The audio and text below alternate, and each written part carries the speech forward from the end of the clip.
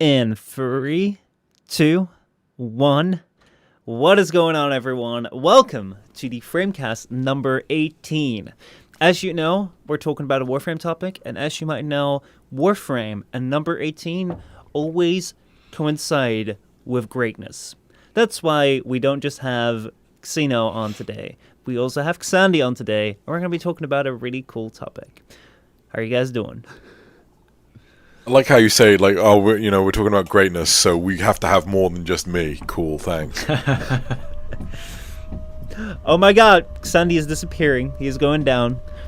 No, I figured that to make sure that we're not overwhelmed by your greatness, Casino, we need to have other people on to dampen my lack of greatness is to balance it out so that people are not overwhelmed. It's a courtesy to the viewers, Zeno. Come on. Yeah, that's what we're doing. Okay, as long as viewers are happy. That's right.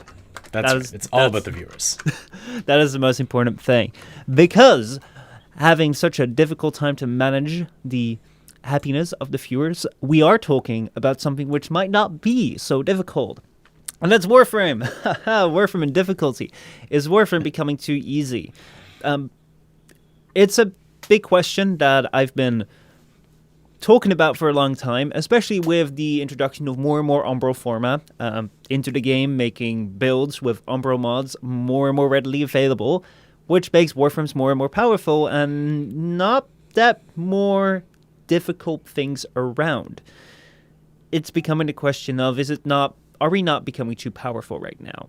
I think this is a very interesting question to talk about today with XandyPants, especially because his channel is very focused around making builds that aren't your let's pull on power 1000%, but let's actually think about how we make our builds. So how do you see the Warframe power strength to challenge and the builds that go around it in Warframe, Xandy?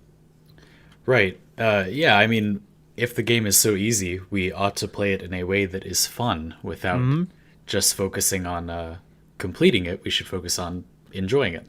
And the problem, I think it's crucial to begin the conversation talking about what the benefit of us not being too powerful is. And the benefit is that the game could be challenging. And the problem is that the game is already not that challenging. So making us even stronger gets us even further away from the game being challenging. And if the game were challenging, it would be fun because your fun way that you want to enjoy playing would actually be warranted. Like having cool tech that interacts with the game in a fun way and is fulfilling to use would actually be useful rather than just something or it would be more useful. Which is what we want. So by our developers making us stronger, they're getting further and further away, making it harder and harder for them to make their game hard for us. I want to sort of kind of play devil's advocate at this point. So I want to please take us away from Warframe for a brief moment and talk about aspiring gamers. Right, not content creators, but actual gamers. Are you guys cool with this? Yeah. Go for it. So, like, if you want me to come back in line or get my point out, just say, and I'll actually make it happen. But the point is, when I was younger, right, when I was a wee lad, I was playing games like Sonic the Hedgehog on the Sega Genesis or Sega Mega Drive, depending on what country you're from. Now, I would play things like Sonic the Hedgehog or Jurassic Park or pretty much any game on the Sega Mega Drive, and they were hard. There were no save systems whatsoever. If you lost all your lives, that's it. You had to restart the game from scratch. And these things were often the reason why people, or why, kids playing games and things, they would stop playing that game, right? And as a result, the game scores in magazines or whatever were not that great because people couldn't finish the game, right? So when games like Zelda came about or what have you, let's bring it up to later generations. Metal Gear Solid, right? We are also talking about the legacy of Kane franchise, when games became more viable to complete, not necessarily with saves, but with passcodes for the levels, so on and so forth. Games got easier, but they actually got more rewarding. And as a result, played them for longer.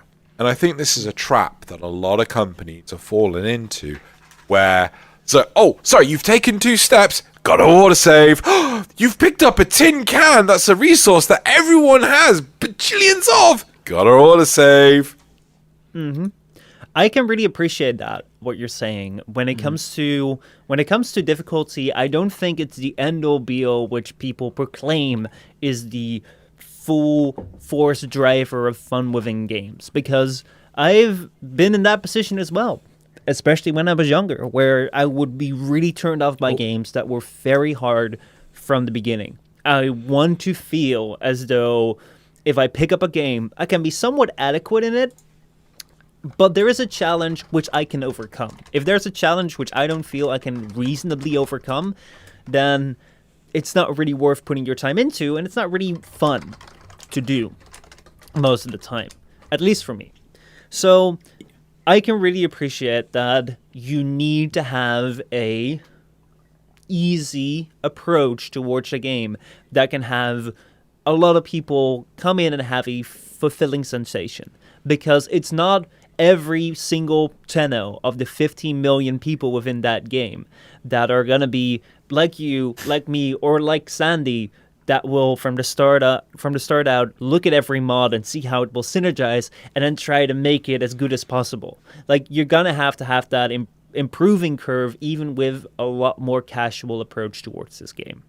Yeah, two things about that I really like. So first of all, whenever we talk about difficulty in this game, I feel that every player that is not at the end of the game, not the end game, but the end of the game, whatever that is, every player that isn't there is kind of left out of that conversation. And we all need to keep in mind that the community we hear is not the whole community at all. There's still the majority of the player base that never talks on an online forum, never watches a YouTube video, never reads the patch notes, doesn't know what 2/3 of the mods are. They're just playing the game. And for those people, I imagine it is relatively difficult, with the caveat that we'll probably have to cover later, that it might be difficult for a slightly odd reason.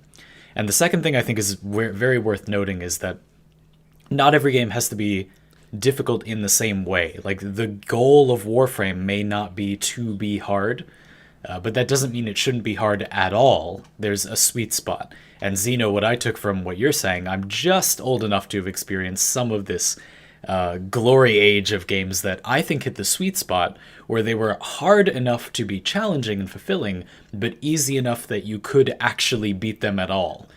They weren't full of things that are impossible to pass through or would take weeks and months of your time to get past, but they had challenges in them. They had points where you would struggle and then eventually succeed, and that feels good. A recent game that I think hits that sweet spot pretty well is Remnant, a game that I know you've played a lot of, Xeno. Yeah, actually, to be fair, Remnant is a healthy game, but I think it will fall into the same issue that I have with Warframe, with Destiny, with a lot of games where it's just like, okay, I'm going through the actions, going through the motions, but I'm not failing here. I feel that you raised a very interesting point, especially when it comes to the large part of the community that is left out. And one of the reasons why I wanted to talk about this topic today, especially with you, Xandy, is because your content and your approach towards Warframe is very different than most of the people that I see out there, where you're not necessarily focused on strength, but you're focused through fun, through smart synergy and smart ways of playing. And we were talking about in Narrows and in Sandstorm and how that might be used, even though I think that most people out there would not even think twice about it, because it's not a really nice ability with throwing enemies out, so why bother? That being said... Elemental Sandstorm. Oh, yeah. That being said, very little creators or very little people that are around watching streams or watching videos and actively participating with it are at the very start of the game. Because most of the time, if you begin, you will focus on playing the game, and you might discover the game through a stream or through a video, but that means that once you get involved with it, most of the time you're going to progress very fast and much faster than you would as a like standard player. If we can take that approach of like a standard, I don't think there is a standard player, but just like the average player. No, I see what you mean. Yeah, so it's really hard to know what these people are experiencing within the game. I personally feel that I've had a great time within Warframe, even though there were some hiccups and bumps in the roads, especially when it came to inventory slots, not understanding that you could trade platinum and then build them out, and that would be a way to also play the game for free. That almost stopped me playing the game. But also things like understanding the void system, understanding the keys of the Orokin Derelict, understanding the primes, understanding the fold system, understanding modding. That was a big bump. Those things were holding me back a bit, but I always had a challenging situation where I could improve and continue on. I don't think that I've missed out on a lot with my early player experience when I didn't know that much. So I feel that when it comes to the game becoming easy, I think that for me the major point is that a lot of things that are coming out right now, like an Umbra Forma, like a Aura Forma, which are things that are mostly acquired towards the end of the game, where it's like the sacrifice, where it is completing Nightwave, where it is doing arbitrations, which are seen as more endgame activities, not for a general Master Rank 8 or 12, even though if you are one of those people, you're doing a great job. Don't let me discourage you. But I feel that having these extra power boosts given towards the end of the line players, without giving those people an extra challenge, feels a bit counterintuitive. Where it's like, okay, we're not necessarily focusing on powering up the earlier players in the game, but we're powering up players at the end of the game who already are having an easier time, because I talk to these people, and like these people speak out more about there not being a lot of challenge within the game.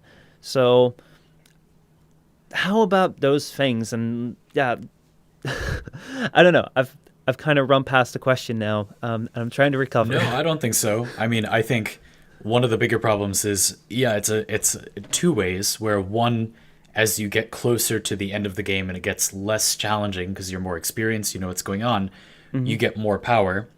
But at the same time, I do think there's a secondary problem here, where if you play a game for like 4,000 hours, it should be relatively easy. Like, it would be a little bit silly if it was like, I know everything about the game that anybody else does, and I can't make the game relatively easy. Like, that's crazy. Like, you should be able to at some point. I feel like it. Go ahead. That's a really good point. I just want to give you that. And having a balance is important, but it's like if you're going to spend a whole career playing a game, you're going to be good at the game like that, you know. So I'm not really asking for, like, am I going to find new content challenging within reason that is healthy for the game? Probably not, because I have hundreds of builds that I can throw at it. I have access to everything in the game that I believe is worth having access to. There's no way that I'm going to find some new thing to be an impossible, insurmountable barrier unless it's just too hard. So there has to be a balance struck, I think. We can obviously have things like dynamically scaling difficulty comes to mind. The difficulty inherent in a competition comes to mind. See note at Warframe's PvP not doing so well. But besides those things, it's hard to imagine that I'm going to find it all that hard. I actually think there's an interesting segue here to Kuvaliches, which are your very own opponent. Could we possibly make it so that Kuvaliches are adapting to how powerful the player is? I don't know, maybe. I think one thing to take note of is that Warframe has put itself into a serious bind, or DE has, but it's simply put, it's down to the fact that there is so much variety and customization that being able to quantify in a mathematical expression, what a player could possibly find difficult is not doable, right? Because you would have to go through and tailor, okay, so Serration, right? Give Serration a score of 1. Give Covert Lethality a score of 2. But, give Heavy Caliber a score of 0.5. But if it's Heavy Caliber and Serration, that should be, like, Heavy Caliber should have a 2. It becomes so complicated because of the customization in things like the builds that it's like, we could try and make it hard, but someone's going to find a way to bloody cheese it. Yeah. Well, and I think that this is a very complicated problem. Like, difficulty in games like this is not... It's not like we can just go to a game that has done it well and then copy that, because I can't really think of any game that I feel has done a great job from all angles. I can think of games that have done a good job with some parts, but overall not a lot. So I think it's important to begin with things that we can do that would make it better, to move in the right direction. Because what Michel brought up at the beginning, how we're getting Umbroforma more resources, is, however you want to spin it, moving the game away from being challenging. I don't know by how much, I don't know how far away we are, and I don't know how much closer we can get. Like, maybe Warframe is just stuck, for reasons I'm sure we'll discuss more. But like, we want to move closer. But one of the big key issues I find with this thing that's called challenge is never, oh, look, this thing is, able to deal 5 times the damage you can. No matter what damage you can output, it can do 5 times it. Yeah, but then I'll just lock it down and then it can't do anything. But now it can't be locked down. Then I'll slow it. It can't be slow. And it gets to a point where no matter what you do, you can't do anything to defeat it. And then it's just like, that's not challenge, that's a sheer cliff, right? Personally, the one place I found actual genuine challenge was in the trial system. The 8-player content. The raids. Yeah. I can see where you're coming from, because what is necessarily challenge and what is just... Difficulty is not the right word, but I'm going to align the word difficulty, because I have, for the lack of a better term, to the definition of we're amping up an enemy with more strength, more health, and more armor. So let's say we make an invincible enemy. Because, to help you, I would actually say not difficulty, but the puzzle. Because as soon as you've solved the puzzle, you know what the solution is. Mm-hmm. Yeah, well, I think that the puzzle for sure, but even more so the sense of the game is not difficult enough, we need to make things harder, or this boss is way too easy. And then D comes along and adds in invincibility phases. And it's like, well, this is not fun because, like, I can't defeat an invincibility phase. Or we're going to amp this health bar up to 1,000. And it's like, okay, well, I just shoot 20 magazines into this. That's not fun. And it's like, well, is that really difficulty, or is that like where is that balance on there? And is amping up levels, is that making extra challenge, or is that just amping up levels in a boring way? Well, and another detail. Go ahead. So I wanted to ask you guys the question. First of all, do you guys feel the game is challenging or easy, or if there's like a spectrum of that for you personally? Where do you reside? Xeno? I find the game is too easy at the moment, and there are often instances where convulse is not the right word, but like I have strong negative feelings against doing something that I can't do multiple things at the same time. For example, when I get a Tridalon Nightwave objective, well, I can only do the Tridalon Nightwave objective. If I get a, collect 8 mods, do a index 3 rounds, no score point thing, right? I can do those two things at the same time. That's the stuff I like. But when I'm forced to do one thing and one thing alone, that is the sort of stuff that I cry away from, because it is too easy for me. I also think that's related to, we'll have to come back to this, the issue of, there are parts of the game that are challenging, but they often don't do double duty. So like, I think arbitrations are close-ish to the level of challenge that I think makes sense for the game. They're not really hard for me in the way it's rewarding to play them. If you go longer than an hour, you could just start another one. And you gain something for anyway. But overall, yeah, I do think the game is too easy. I think that there are a lot of parts of the game that could be made harder simply by increasing the level that the enemies were at. I don't think that's a perfect solution, but I think we would gain a lot for not very much effort.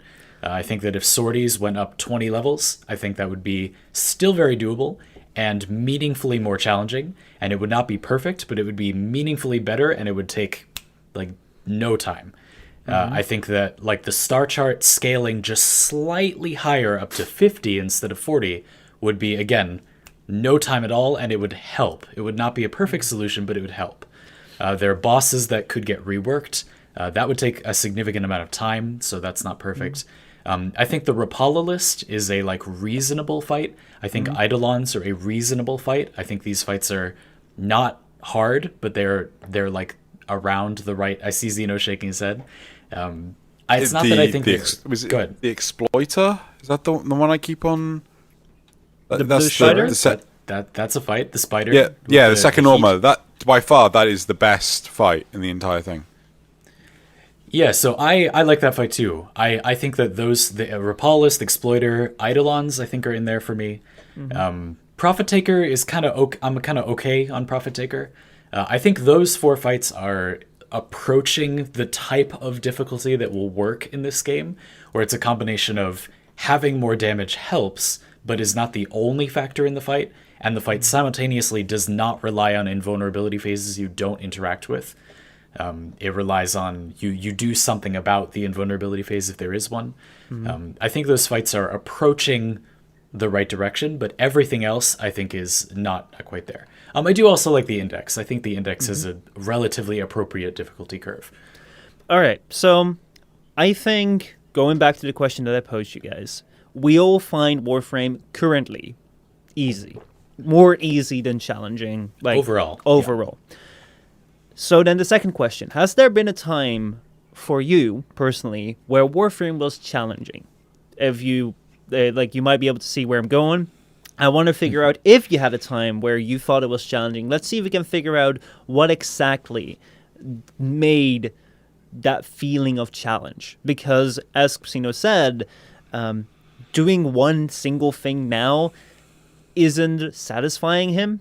As Xandy said, it's like it's overall it's feeling easy, but there's still parts of the game which could be harder or could be raised in level. But I also feel that raising things in levels is putting the line further where people are going to catch up. So I think that we have to find our definition or reasoning is where did our challenge come from? And I also want to invite everyone in the chat. Actually, you know what? I'm going to put up a poll, but I'm going to let you guys answer whether you found Warframe challenging at some point and why that was. I'm going to put up a poll, and I want to know from the people in chat that are live here right now, whether you find Warframe easy or challenging or in between now. Should we give them some options to what they found challenging? Right, like, so one option could be, I never found it challenging. My option would be the raids / trials, right? Another one could be Tridalon. Xandy, any idea? Yeah, so, you could say, like, trials I found challenging. You could say which one. I think there's a meaningful difference. Something like, I think we might want to include challenges that I think most of the community didn't like. So, for example, some Archwing content is in some way challenging, but a lot of people don't like it. I don't think that shouldn't be part of the conversation. We could fix it and make it fun, and then we're close to it being challenging. So that could be part of it. Like Eidolons, all the bosses, all the more recent bosses. let's see. I guess we could do like maybe some people found the heist bounties challenging. I don't know. Let's see. Maybe something like which ones are the speedrun. heist bounties? Like when you get Vox Solaris, when you get to Solaris United Max Reputation, and you can go to Vox Solaris. And you get those Oh, 5 the profit bounties. taker ones. Those are like, they're different. I could see somebody feeling like that was closer to the right level of challenge. Sorties should be in there. Certain sorties, I think a big problem with sorties, just as an aside, is that the challenge level varies wildly depending on what the sorties are. Arbitrations. Add arbitrations. Yeah, arbitration should be in there. What I'm going to do is I'm going to do a poll with 3 options. With did you find Warframe challenging? Yes. Second option is no, I never found Warframe challenging. And the third option is no, but I found Warframe challenging before. And if you found Warframe challenging before, please leave it in the chat down below, because otherwise we're going to have 12 different options. And I'd rather have people point it out in chat, and That's then we true. can Yeah, discuss on fine. that later on. But now, I don't want you guys to dodge the question that I posed you. Did you find Warframe challenging before? And if so, where was that moment? Xeno. Who wants to go first? Oh, okay, me. Yes, it was the trials. It was counting in Grineer. Trying to teach other people how to count in Grineer was one of the most frustrating things. But when we actually got it done, we were able to move on to the next. Why is it on my... Yeah, okay. I was about to say, why is it on my forehead? So being able to move on to the next section of the trial was absolutely amazing. So, yeah. Sandy?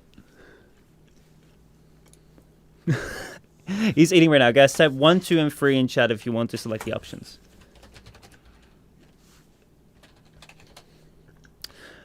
Personally, I will jump in before Xandy, as I found Warframe particularly challenging around the time that I had a lot of Warframes that I was farming. So at the start, I found it very overwhelming and I didn't quite know what to do.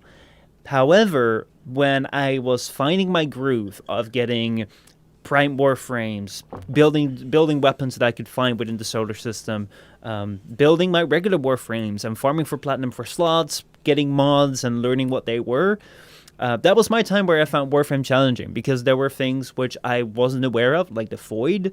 There were things like the raids and pieces of content that weren't readily available, but like you had to know certain things about, and I had to like kind of train myself, but I could see that I was on the road of getting there, and if I got there, something else was along the line. I think that was where I sat with my most challenging time. So that was between like Master Rank 8 and Master Rank 16 or something. Sandy. I see what you mean. I see a lot of people in the chat talking about challenges of like knowledge gates, and I agree that there were a lot of moments where I didn't know something and it was hard because I didn't know something. I want to talk more about that because I have a problem with it, but anyway, yes, I agree. Another time that I also don't like this kind of challenge, but I thought it was somewhat challenging, is maintaining life support in Kuva survival. If you try to make all the towers into Kuva towers, with Necros, it is a lot easier, but without Necros, it is it's not easy. And now that we have more of a loot meta of like different frames with loot abilities that all combine, there's maybe somewhat more interesting challenge there. Not to talk too much about why I think something is challenging, but I did think that was challenging in its own way. It wasn't too hard because you can just bring Necros, but it was still, it was pushing the ceiling a little. I do think Eidolons were hard at first, like until I got used to them. I feel like that felt challenging in its own way. Especially the new ones, like Hydralisk has a lot of attacks that, again, kind of a knowledge gate, but you do have to learn to avoid. And I enjoyed that fight. Like, I thought it was cool. The bubble that the big one in the middle, the name of which is escaping me. That one has a bubble that makes you fight relatively close to it. I think that's a fun mechanic. I like that.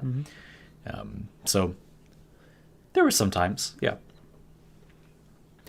All right, let me go over chat and see what people are saying. I feel that if we take a quick look at a poll, there is a large number of people that still find Warframe challenging, which is a great thing. There's a larger number that don't find Warframe challenging at the moment, of the people that are watching right now. So this is not representative of the entire player base. It's just a sample of the people that are in this live chat right now. And if you're watching this as a video or you're listening to this, please let us know in the comments down below as well where you stand. A small number of people say, no, I never found Warframe challenging, but a lot of people say I found Warframe challenging before. And I want to catch up with chat, see what are some what are some frequently said things around where the challenge is, where they found their challenge. I think that one of the things that we all shared is the pursuit of knowledge, where we knew that there were things that we didn't know at the time, but we could get to. I had that with Eidolons. Eidolons were something that were kind of out of my reach, but I knew I could get to it, and it was fun to dive into it. So yeah. But I check out. Go ahead, Xeno. I want to say something that is to do with the whole knowledge thing. Mm-hmm. I'm not quite sure if I'm going to derail us. No problem. I keep on prefixing all my statements, prefacing my. Anyway, so DE are known for not giving us tutorials or tutorial introductions or anything like this of how you get into a system, right? And I'm a little worried about the Kuva Lich system, right? I'm not gonna lie, because it's due out soon. Mm-hmm. Probably in 2 days, yeah. It's due out 2 days? Oh, yeah, sorry. It's due out soon. And we've not seen anything of it in a dev stream or anything like that. And I'm worried that a content creator is going to come along and then just completely slam it because they don't understand how it works. And that has a ripple effect on how other people will experience it. I don't know if you saw the Better Name Pending video of why he's not a Warframe partner recently. Mm-hmm. Yeah. Yeah, I do think this is one of the primary problems with the community. Something I want to comment on that's related, might not seem related at first, is when Pablo talked on Primetime last week about nerfing Catchmoon, and he showed the usage statistics for the weapons and showed how Catchmoon was way more than all the other ones. Mm-hmm. And I thought that was really interesting, because what our developers need to do, in my opinion, is communicate better, like give us some expectations. So when a patch like this comes out, they've said a few times that they don't want to talk about it more because they don't want to spoil the surprise. Mm-hmm. They probably haven't shown us anything on the dev stream because they want us to be surprised. They want us to get to discover it ourselves.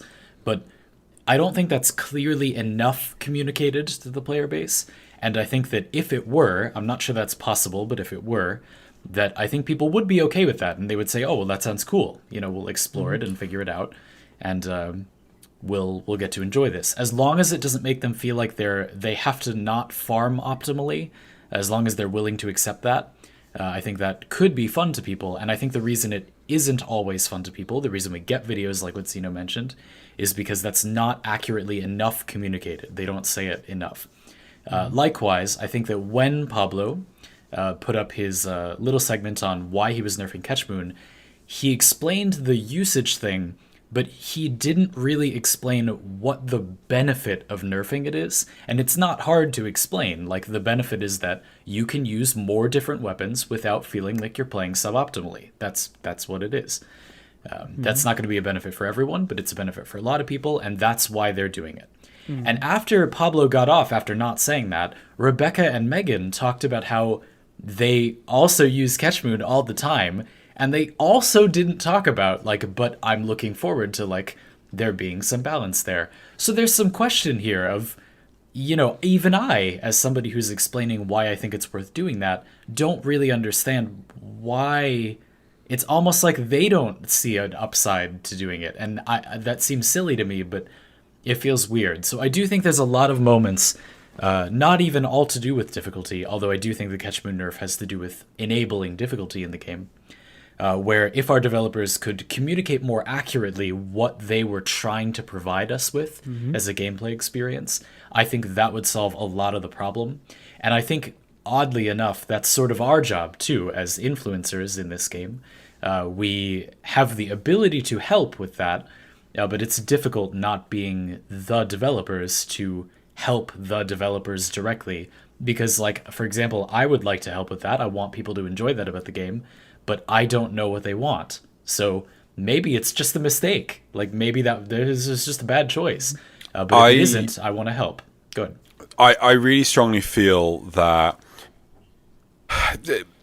coming from a developer's point of view, the number of times I will turn to someone and just use a development term because it's just like, oh, this is obvious to me. I am developer man. I know what this means. And I forget I'm talking to people that have no idea what SSH is or FTP or SSL or any of these terms that I'm throwing around. And I have to break it down, right? Or what load balancers are or any of this stuff. I wouldn't be surprised if the reason why Pablo or Megan or Rebecca didn't truly explain why the nerf is coming in is because it's something that's so obvious to them. It's, to me, it's not to address difficulty. It is to address the lack of choice, right? Yeah. Because everyone, the Pablo said it, if you don't take Catch Moon, then you'll feel like you're missing out because 51% of the player base at MR27 were using bloody Catch Moon, right? I use Catch Moon. Do either of you two use it? I use it all the time. I use it sometimes. I do want to stick in a point here that the fact that 50% of people use it doesn't necessarily mean it actually is the best for most situations. I think there are plenty of weapons that do compete with it. The point is, like you're saying, you feel like you're missing out. You aren't actually missing out a lot of the time by not using it, but you feel like you are because every time you look at your mission chat, that little heads-up display that shows you what everyone is using, you see catch moons everywhere. So without really knowing a ton about the game, without being a 4,000-hour scholar of the game, which, most people aren't, you feel like you're missing out. I just wanted to note that distinction. Yeah, and one of the big things that I would massively love is to get back into things like the Vacor Murloc or the Axe Stiletto Prime or just anything else, right? But because this gun, it just blows everything out of the water. Why would I use anything else ever? So I just want to comment on what you said when it came to the developers changing things for reasons and not being entirely clear sometimes in their intent on their streams, on what they publicly put out. I do strongly agree with both of you in the sense of I do feel that when it comes to a Catch Moon nerf or an Itzel nerf, as I saw being mentioned in chat as well, I feel they're very similar in the way that they are explained. We're not using. We're nerfing down the Catch Moon, or they wanted to nerf the Itzel. I do want to correct myself on that. Is they're now giving Blink to more Archwings instead of just having. That's not a nerf. Yeah, but they introduced that was the way they presented it. They presented it as first. Maybe we have to take away the Blink from Itzel. And then people were like, no, we like the Blink, so let's give it to all the other Archwings. But initially the thing was we have to take it away because people are using it. I don't think that when that argument is brought forward as a reason for a nerf, it's a very solid argument if you think about it for a little bit longer. Because the fact that the Itzel, which was intended as a speed Archwing as far as I could see, excels at a environment where people require speed to cross the map and is therefore the primary choice, I do not think that that's necessarily a problem. Just as the Amisha, being a healing Archwing, would excel in a situation where we would require healing. Then again, we don't have a situation right now where we have Archwings that we use as healers, so if we want more usage of other Archwings, maybe that's the bigger problem instead of just people all using this one Archwing. The problem might not be in the Archwing itself. It might be a larger underlying problem. Same with the Catch Moon. However, it's a very complex discussion. And as you said, there is a lot of things that we've talked about this before as well, that DE takes into account, that a lot of meetings go over, that a lot of consideration is given into. However, a lot of their streams are like an hour long. And in an hour, talking to a large audience, it's really tough to go into the peculiarities of the arguments or of the reasoning as to why you're doing it. So it's a lot more acceptable and a lot more easy to put it forward as, hey, this thing was used a lot and it's impacting people's choice.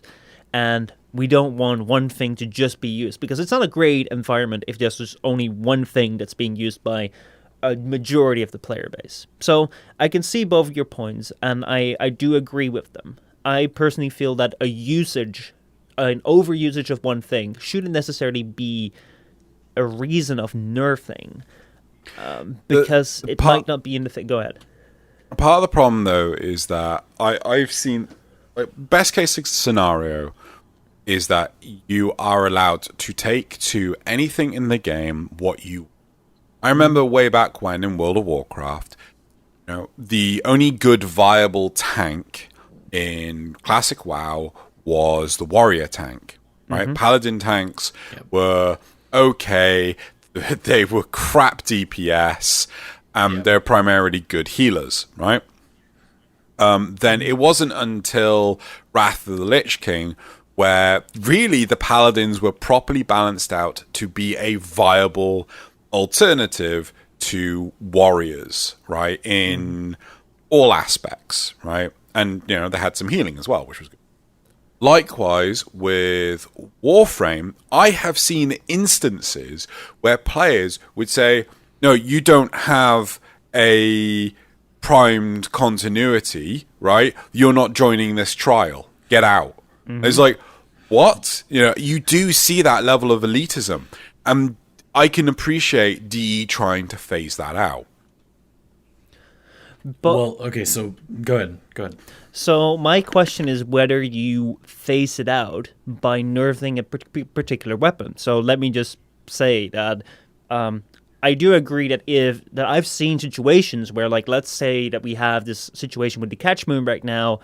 A lot of people are using a Catch Moon. Why are you not using a Catch Moon? You can't be in our squad if you don't use it because it's the best thing ever. Get out of here if you don't use it. I've seen it happen, and I think it's a very valid point, and you want to have an open environment where people can choose these weapons. That being said, I've seen it time and time again that Warframes like Ash or Trinity or great weapons like a Synod Gamma-Crit has always been this meta of weapons, and they've always been like used by a giant part of the player base, and then they were nerfed, and then they found something else. So this time it's the Catch Moon. Next time it will be something else. So instead of tackling the issue, it's tackling the symptoms. And I think that going over the thing of, hey, we're nerfing this because it's being used a lot, is a very, like, surface level addressing of the problem. Because it's just this one Catch Moon. I don't think the Catch Moon is necessarily the problem. Neither was the Itzel the issue. Because there will be a successor. I tell you that. That being said, I kind of wanted to ask you, Xandy, because when Xeno came up with the mods of Prime Continuity, your view of Warframe is very driven towards making alternative builds that aren't the complete 100% strength and everything.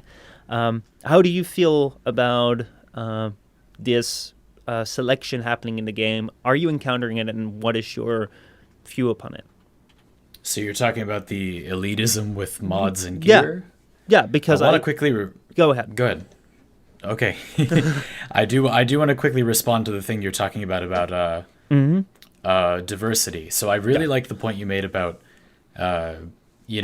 is the game the problem? Is a symptom of a larger problem, or is it the weapon? And I think that you can kind of say it both ways. So the correct way to address the issue is to look at what it would mean to solve the problem one way or the other, and then choose which solution is better. So, for example, for the Itzel, I agree. The Itzel is a symptom of a larger problem where Archwings are more useful for movement than they are for any Archwing ability. It seems to me like a better solution to just let Archwings be useful for movement. So they're more useful for movement. We could either not make any of them useful for movement, make them all useful for movement, or make them unnecessary for movement. I think it's better to just make them all good for movement. And then, like, the Itzel still has other good abilities. And so that's the most elegant, simple solution that doesn't nerf. Like, it just gives everything something. I think that's good. And then for Catchmoon, I think the problem is that you could either bring Catchmoon back, you could make a large projectile weapon not useful in a horde shooter. That's impossible. So we can't do that. So we have to nerf it in some way or buff everything else. And the alternative is, like, we have to balance back Catchmoon. So I think that makes sense. I think those decisions are sensible because if you compare the other possibilities, those are the ones that are feasible. Now, in regard to what you said about the meta build thing, the problem is not so much that other people are making the builds that stack a ton of strength and I'm making builds that don't. It's that a lot of the time you simply don't need to make a build that just does that one thing, and the well-known build for doing that thing is just suboptimal. It's not that I'm making something that's an alternative. A lot of the time you can just make something that is almost always better. A really good example is Trinity. It's popular to use negative duration on Trinity, because Energy Vampire will tick faster and you'll get the total amount of energy out of it more quickly. That's a holdover from Law of Retribution, where you actively didn't want to kill enemies, because if you use Energy Vampire on an enemy and then just kill it, you get all of the energy. So it's better to just make a Trinity build that does Blessing and Energy Vampire well, and you can even fit in a Baiting Link. That's what I play. It just does everything well. You don't need to build for just one of those abilities. You can get basically the full power out of all three of them, without building for one specifically. And the problem is that people have a tendency to view it as being a specialist is powerful. So that's an easy touchstone for, if you say it like that, people think, oh, that's true. And then they build that way. So I think it's much more a matter of awareness. I think that when you said, Digital Extremes doesn't have forever to discuss balancing decisions on a dev stream, I would disagree. That's the most important thing they could possibly accomplish on a dev stream. Because, go ahead. So I don't remember anyone saying balancing. It's more like the new systems that is a concern for me when it comes to dev streams. Oh, well, just that Michel was saying, like, the reason they don't explain why they're changing something or nerfing something or whatever is because they don't have time. And I would argue that's the best use of their time. They should be using their time for that. No, it's okay. I understand why you were confused. So, yeah, I don't know. I mean, I just think that overall the roadblock is, it's a perspective problem. And it's not like there's nothing wrong with Warframe, but one of the larger problems is that the community's perspective is somewhere, and it would ideally be somewhere else that is relatively far away from where it is. And I'm not sure what the solution to that is, but a lot of these things could be undone as problems without actually changing the game, by simply changing how the player base feels. So I just think that's worth keeping in mind. I think one of the larger problems when it comes to introducing anything to Warframe, if it becomes the baseline expectation, taking away is really difficult. Adding in is not too so the whole point that you made with the Catchmoon stuff, right? You were spot on. You can't raise 102 other melee weapons, secondary guns, to be the same as the Catchmoon, because then all secondary guns will outpower the primary weapons, right? And the content in the game. Yeah, it would just completely destroy them. And the other point of, what was the other solution to Catchmoon? The other making it not as viable. That was it. Well, you could make the game not a horde shooter, which how? No, you can't. No, it's just like yeah. So, but with the solutions to the whole Archwing Itzel problem. So, Michelle, you are spot on, right? The underlying problem is Archwing itself. And where, Xandy, you've turned around and said, give Blink to all the Archwings, my personal solution, and everyone's going to hate me for this, please boo in chat when you hear it, right? I know what you're going to say. What am I going to say, Xandy? You want there to be better, more Archwing content. Like, you want there to be niches for the other Archwings. And, like, nobody wants more Archwing content. Xandy, you are so close. No, You just want to take delete Archwings away from open worlds. Yep. Okay, well. There's no point in K drives. That's even worse. There's no point in K drives with Archwings around, right? It is the problem Blizzard had with World of Warcraft. As soon as they introduced flying mounts, they turned around and went, "Oh no! What have we done?" No one was playing the content because everyone was flying up and down. Mess. Yeah. No, I can see that. I think that. Yeah, I don't like it. I don't like it, but you're not wrong. No, you're not wrong. And I think that, so an issue with this is that even if we're looking at the level of Archwings within open worlds are a problem for the reason that the Itzel is being used so much right now. Like, that's one of the things, and why K-Drives aren't being used right now. It's more complex than just taking it out, because now we gotta deal with people that have used Archwings within open worlds that won't like it if you change it, me included, and with the potential of certain K-Drives becoming the fastest one as a K-Drive to cross the plains, and then we have the Itzel thing all over again. So it is a very complex thing to take everything into account. At the same time, as you say, there's so many different options and complications within Warframe where it comes to, like, you can't buff all the weapons, and if you nerf one down, another one might be coming up. That if you want to spend all the time considering all the options to make the perfect decision, you might be spending a lot of time for something which could be very well solved by taking care of the symptom until another symptom arises. I feel that a kit gun thing with the Catch Moon, as I say, I feel that when it comes to mastering 27 players, which I've heard the statistic being thrown around, that mastering 27 players, around 50% of them uses a Catch Moon. I personally feel that at that point, a lot of people have settled into a certain kind of weapon, or if they haven't, they're not necessarily tied to using a Catch Moon, because a lot of these people also say that the game is easy. So I would be perfectly able to do a sortie or a arbitration without a Catch Moon, and I would be able to take another weapon, find and grind a ribbon for it, and make that a great viable weapon at that point in the game. I think that one of the issues when it comes to the Catch Moon is that with the right varieties of kit guns that are available and the weird complex options that you can go with when building kit guns, or when it comes to just general weapons of choosing them, once someone comes forward and says that this is a great kit gun or this is a great weapon, you're more likely to go for it and then stick with that because someone said that it was great, and then you continue to move that on and it will become the great one because everyone says it's great.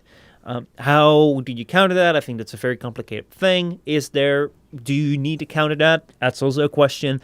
I think that we have gone very much into this thing of the Catch Moon and the nerf thing, and I know I've personally feel with having a Catch Moon ribbon and with having the Catch Moon around is a very useful weapon, it hurts when it's being nerfed. But turning it back to the easiness of the game, or the difficulty of the game, how do you think that balancing acts like this impact the general sense of challenge within the game? How important are they? Well, for Catch Moon, for example, by bringing the range back on the weapon, the design space is now open that if you made a fight that had a challenging crowd of enemies, that challenging crowd of enemies is now harder to kill because you have made one of the tools that would be good at doing that a little bit less good at doing that, which means that now you're that much closer to that being hard. I guess part of the problem is that we don't have that content, so it's a little bit more difficult for, well, arbitrations kind of, but so it's a little bit more difficult for people to extrapolate to think, if this is made weaker, then this will be harder, because the content that will be harder is not yet made. It's like, in the future, content can be harder because this is weaker, not that content now really is much harder because it's weaker. For example, Catchmoon will still be very good for arbitrations. Catchmoon will still be very good, period. It's mostly going to be used less because they said they would nerf it, not because it will actually be that much worse. Mm-hmm. I think one of the big things to take away from what they've said is that it becomes more situational more than anything else. Mm-hmm. Exactly. You know, yeah. So instead of being able to just, you know, I will point down this corridor, everything is dead. I will point down this open world, everything is dead. I will point down this space, everything is dead. You know, it becomes a case of, oh, now I actually have to go shake hands with my opponent in order to slaughter them.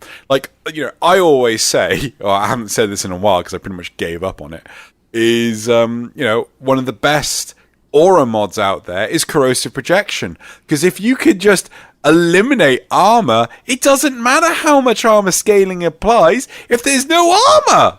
You know, but, right. You know, because everyone else is saying, oh, get your DPS, get it higher, and, you know, no one uses bloody corrosive projection.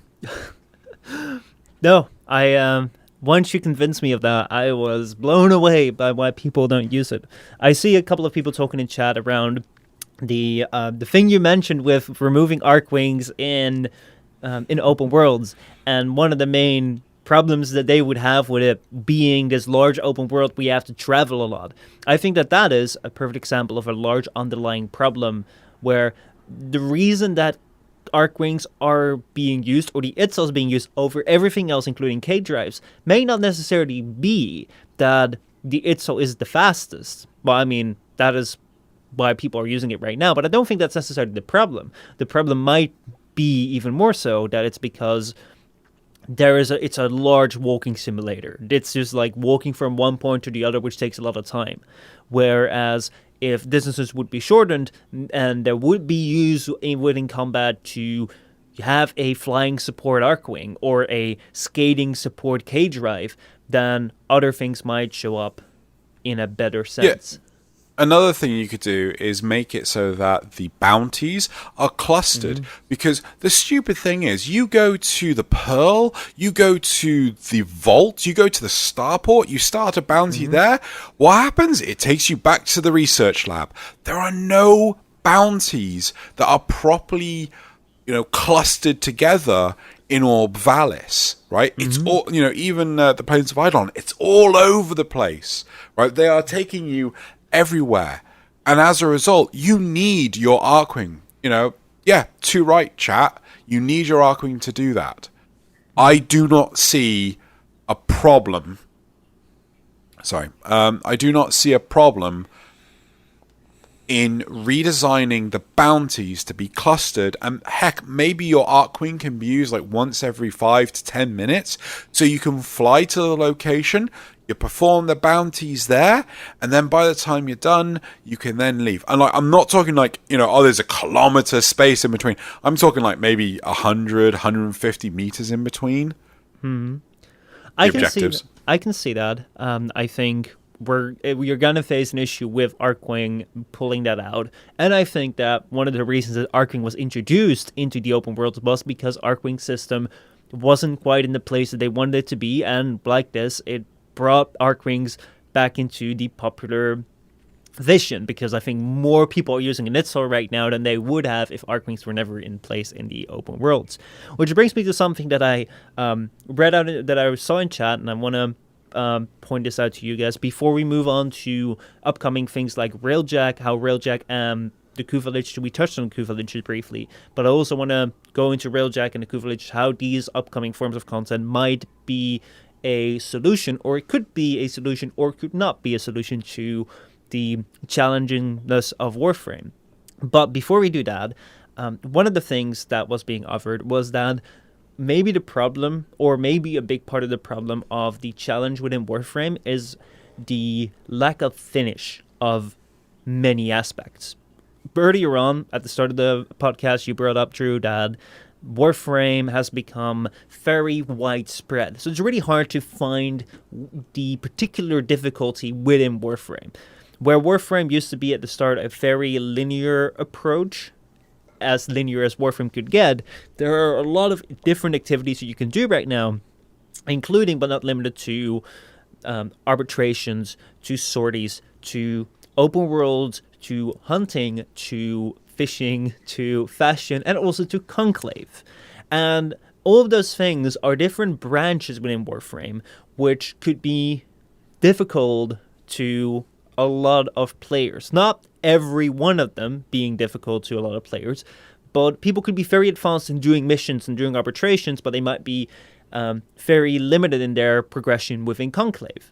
And that might be a branch of difficulty for them, but they don't pursue that. When it comes to Archwing might be something where they're not really as great at as with the rest of it, but they don't really pursue that. Now, one of the reasons why I don't do a lot of Conclave, even though I feel there's not a lot of challenge within Warframe, is because I feel that system is rather unfinished.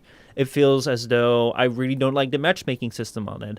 I don't think that the servers are optimized for it, as we talked about it before, where the host is a great advantage, and therefore the adaptation or the popular adaptation towards Conclave has been really low. Not a lot of people do it, and it's not a really polished system, and I don't feel it's ever been fully finished or realized as was intended.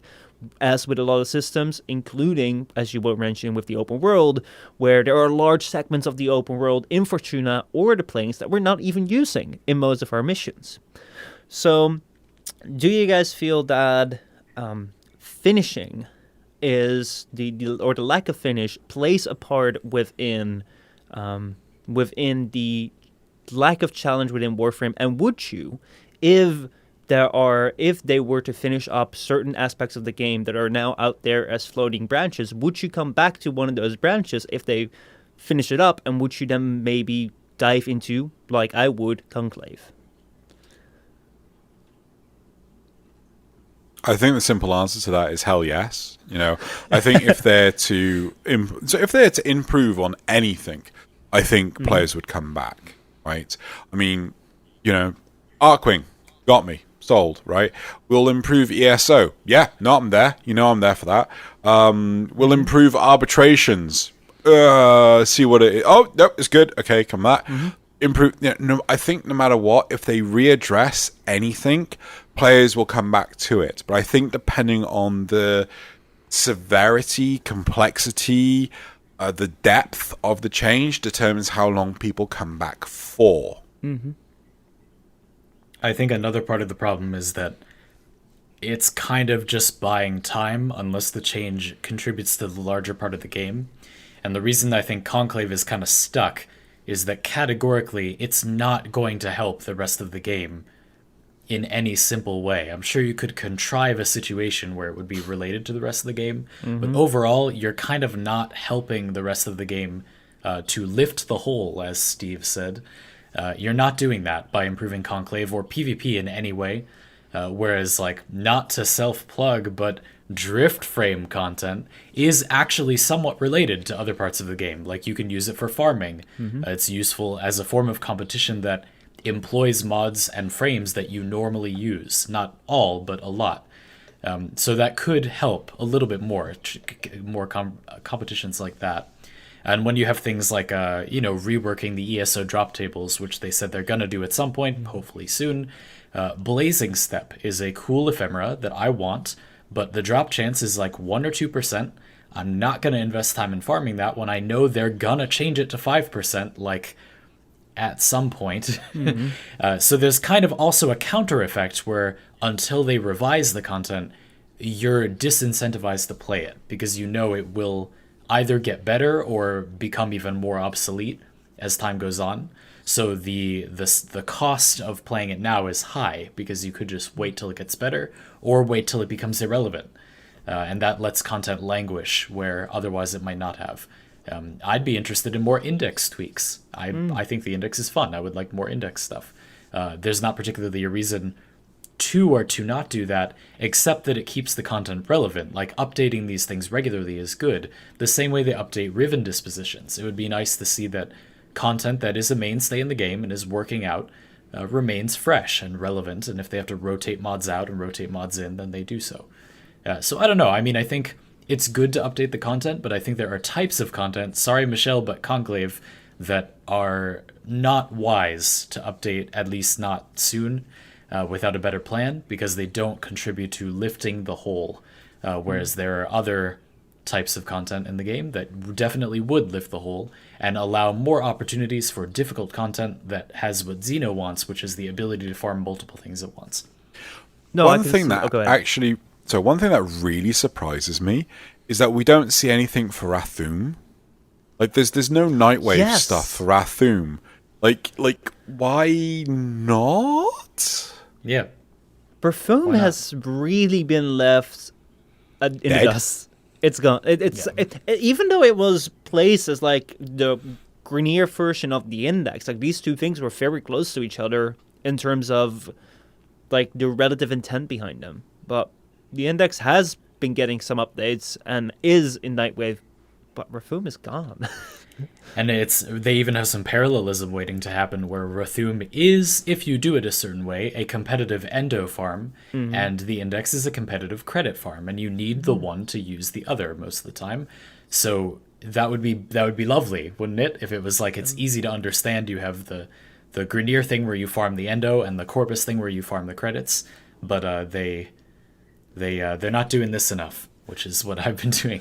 That's really interesting. I haven't thought of that link before. But no, I can understand what you're saying when it comes to Conclave. I saw people bring up the Conclave thing where it's like a lot of people that are complaining about difficulty suck at Conclave. So why don't you take up Conclave? But I do agree, and I think you're bringing up very valid points, is that it's kind of disconnected from the general gameplay of Warframe. So that giving that a boost would not lift up the whole. Is Warframe really trying to do that? Is Warframe really best suited to being a PvP game? I've made this argument a lot of times on stream, but like a game where it's a shooter, but you have almost infinite movement freedom is not a good fit for PvP. Like it would be interesting if they tried to make it a fit for PvP, but this game is not trying to do that anywhere else. It doesn't make sense. No, I can see that. It's like saying, Overwatch, it's amazing for difficulty. But it's actually devoid of content, right? They don't really give you anything apart from here's a new map and here's a new hero. It doesn't have that much in terms of substance. The substance is players versus players. The same with Conclave. The substance isn't. The difficulty isn't actually Conclave. The difficulty is just playing against other players. But, at some point in time, you're going to go, well, this isn't difficult. This is just lag. No, I can fully agree with that, especially when it comes to Warframe's Conclave. They were having that major issue where lag plays a huge part. However, I kind of want to jump on what you said with the Overwatch thing, where there is difficulty, but there is very little content. A lot of people talk about difficulty because they feel it's what they're missing. And I'm going to try and see whether they're right in thinking that. Hold on for a second. Let me explain. So, the thing that you brought up with Overwatch is that Overwatch is a game that's based on the difficulty of the gameplay, not necessarily of the content of the game. And I think that Warframe is not Overwatch. Wow, what an insight. No, I think that Warframe really focuses on the content of the game and not necessarily on the difficulty of the game, because we're getting a lot of weapons, we're getting a lot of Warframes, we're having a lot of impressions on different planets where we can explore and do many things. But the main focus is not on becoming the strongest, most intelligent user of the game mechanics to then use that in a situation where you can come up as the best. Warframe has actively gone ahead and tried to move away from that in like clan leaderboard situations. So could it be that the desire for difficulty, which I align with back in the day, I felt a lot more fulfilled with the tasks that I did. And I hear that with you, Drew, when you're talking about, I only like it when I can do multiple things at once, because if I do one thing only and I can't do anything besides that one thing, it doesn't feel good. It doesn't feel fulfilling. I want to be able to do multiple things at once, meaning that a lot of single tasks aren't fulfilling right now. I think that that's a problem, because it would be great if a single task could be as fulfilling as 3 tasks at the same time. But yeah. Anyway, aside from that, I think that maybe my fulfillment back before didn't necessarily come from the difficulty of the game, because Warframe has always been a very powerful game from the start till the end.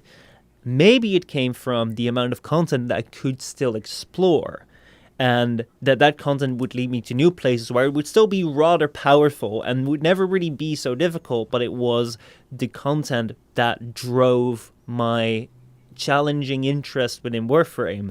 And now, because you're awaiting the content, it feels like you're missing something, and we're confusing that with difficulty. So my question to you guys, could it be along this line of thought that we might be confusing difficulty with content within Warframe? So just to clarify what you mean slightly, because I'm not entirely sure I understand, and I don't want to misinterpret you. Yeah. What you're trying to say is that difficulty, and difficulty after all, can be a source of sustained content, in the sense that if something is hard, you can do it for longer without completing it, and then that's like sort of related to content. So Warframe players' desire for difficulty may partially come from the fact that they want more content.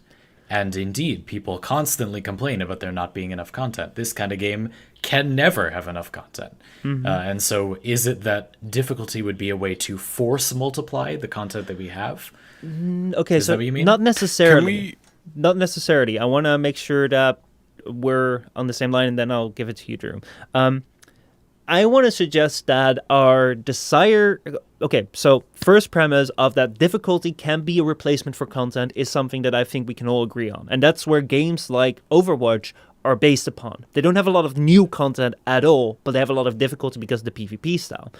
I'm trying to argue that Warframe might not be a difficult game at all anywhere in your player progression, because if you do it right, you're never going to be truly like in over your head within Warframe, because you don't want to be. And I think that our satisfaction within Warframe around our times that we felt challenged were the times where we still had a lot of content to explore. So maybe it wasn't necessarily that we thought that at that time the game was really difficult, but there was a lot of content to explore, because Warframe isn't necessarily a difficulty-based game, but more a content-based game. And that our desire for difficulty right now might be misplaced. I'm not... Well, I think it's both. I don't know. I mean, I think I want both, but go ahead. So... Crap, there was one thing you said. I said I don't agree with that. What was the thing you said? That Warframe, that you're not supposed to be in over your head.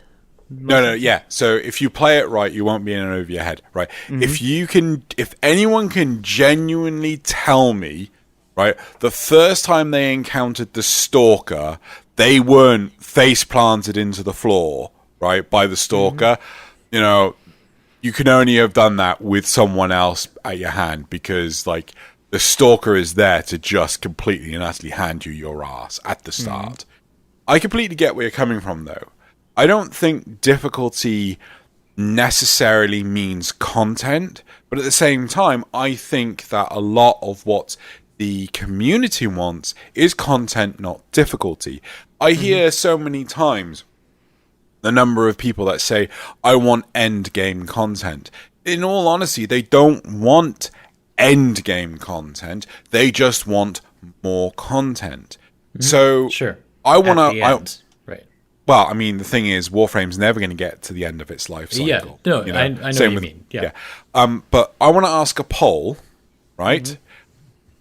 Asking the question, how would you feel about doing content that is difficult to win, right?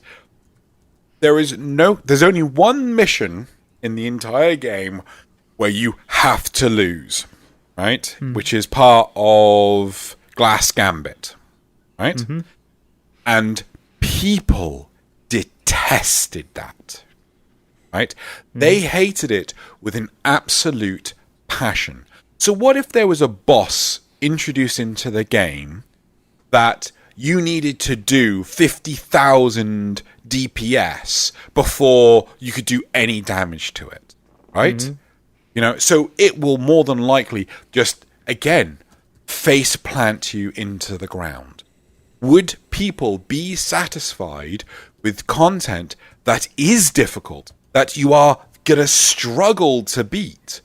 Or do they just want content? All right, I'm going to do 3 options. How do you feel about content that is difficult to win? I would love it. I would hate it. Don't care. Coming up now. Yeah, I can understand you on that because let's go ahead. Simple thing, right? Let's introduce a difficulty mode to all the bosses, making them all level 200. That sounds interesting. That's some difficulty. Yeah. It is. Well, and so Zeno, your point is that the people wouldn't like that because they want to win, basically. Yeah, like I think. Go ahead. I think when people say they want difficulty, I think people would hate it if they didn't win. I think that the reason. Go ahead, Michel. The only thing that I wanted to bring up is that are we not overlooking that mission was a forced to lose mission? There was no way of winning, whereas a 50,000 DPS boss fight is something that you can potentially win. Might we not be overlooking an important difference? So that is a distinction, but what is worse, finding out you had to lose but you only had to do it once, or it's so hard to win you've run it 50 times and you've maybe beaten it 3 times? I wanted to suggest that part of the reason that people don't want to lose is because it feels like suboptimal farming. I think it's actually fear of missing out. I think it's fear of missing out. I think that the reason, I don't know for sure because I don't feel this way, but when we add something into the game that it's easy to win, but you can win more and get more stuff. The problem, and the reason that we'll get these optimal farming setups, is that people feel like they are winning but not as much, feels similar to losing in a looter shooter because it's all about getting the loot. So if you don't do it optimally and you get less farm, it feels like time wasted. It's like when people go into Hydron, they're trying to level, and somebody leaves early and they feel like, well, like there's the optimal leveling lost. I feel that way. And the reason it feels bad isn't because you failed the mission. It's because you didn't get what you were trying to get in the optimal way or close enough to the optimal way.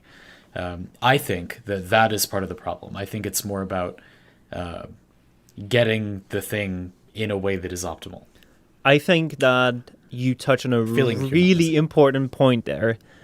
And I think that also aligns with my idea of it might not necessarily be the difficulty that people desire, but maybe more the content. Because what you're saying is one of the reasons why people won't say, hey, let me take off all my mods and let me take a frame that I wouldn't use or a frame that I'm not very experienced in, or take a secondary weapon that isn't a catch moon and let me try and make this weapon, which I haven't used in a while, stronger, because they feel that then they are, we are making the game more difficult, but we're just doing things optimally, and that's kind of like, why would I do that?